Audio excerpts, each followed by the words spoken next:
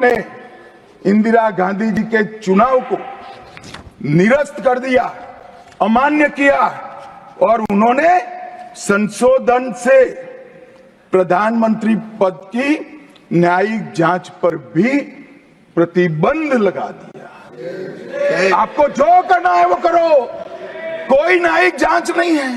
ये अभी जो अधिकारों की गुहार लेकर घूमते मेरे कम्युनिस्ट भाई, मैं उनको पूछना चाहता हूं, किसके साथ बैठे हो?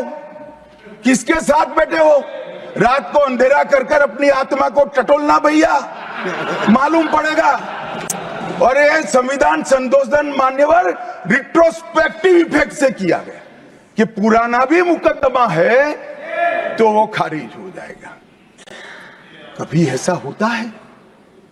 हमारे प्रधानमंत्री तो कहते हैं मैं प्रधानमंत्री नहीं हूं, प्रधान सेवक। और कोई कहता है कि मुझ पर मुकदमा नहीं हो सकता, मैं शासक हूं, शासक के खिलाफ उंगली नहीं उठाई जाती। भले संविधान ने अधिकार दिया, वो अधिकार हम समाप्त कर देते हैं। और मान्यवर ऐसे ऐसे सुधार किए हैं। मान्यवर उस वक्त भी श्रीमती इंदिरा गांधी थी और 42वां संविधान संशोधन आया। मान्यवर अभी अभी सुबह दूसरे सदन में वन नेशन वन इलेक्शन का बिल पेश हो रहा था। सारी कांग्रेस पार्टी और इनके साथी दल लोकसभा को, विधानसभा और लोकसभा का कार्यकाल बदलने का अधिकार नहीं। मैं सुन रहा था, है नहीं है तो जब बिल आएगा तब चर्चा करेंगे। परंतु भाई आपने क्या किया? 42वें संशोधन से 3 जनवरी को लोकसभा और राज्य की विधानसभाओं का सामान्य कार्यकाल 5 वर्ष से बढ़ाकर 6 साल कर दिया। क्यों किया? कि अभी चुनाव होगा तो हम हार जाएंगे, इसलिए लोकसभा को ही लंबा कर दो। इतनी निर्लज्जता के साथ विश्व में कोई संविधान संशोधन नहीं हुआ होगा। मान्यवर दूसरा, कुछ कानून पारित करने थे, सदस्य उस वक्त ज्यादा विरोध तो कर नहीं सकते थे, मगर विरोध करने का नया तरीका कुछ कांग्रेस में, जिसमें हिम्मत थोड़ी बची कुची थी, इन्होंने कहा एब्सेंट रहने लगे तो क्वारम नहीं होता था। तो फरवरी 1 को संविधान संशोधन किया कि संसद और राज्यसभा में क्वारम की आवश्यकता नहीं है। वाह, 5 लोग भी है तो चला लो भाई। इसके बाद राष्ट्रपति शासन की अवधि, खड़गे साहब किया है तो सुनना पड़ेगा, हिम्मत के साथ सुनना पड़ेगा। मान्यवर राष्ट्रपति शासन की अवधि, राष्ट्रपति शासन की अवधि 6 महीने तक बढ़ा दी। मान्यवर ये 4 संशोधन, मैं समझ रहा हूं क्यों गुस्सा आ रहा है, मैं समझ रहा हूं क्यों गुस्सा आ रहा है।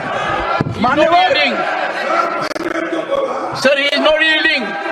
Honorable Home Minister is not yielding. Are you yielding, sir? मान्यवर मैं आपको एड्रेस करूंगा।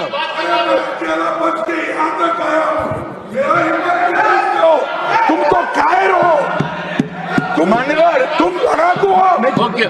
मान्यवर मैं आपको एड्रेस करूंगा। Go on record. What the Honorable Home Minister खड़गे said. जी, खड़गे जी मैं आपका बहुत सम्मान करता हूं, आपकी हाजिरी वहां दर्ज कर दी गई है। कृपया बैठे, मुझे बोलने दीजिए।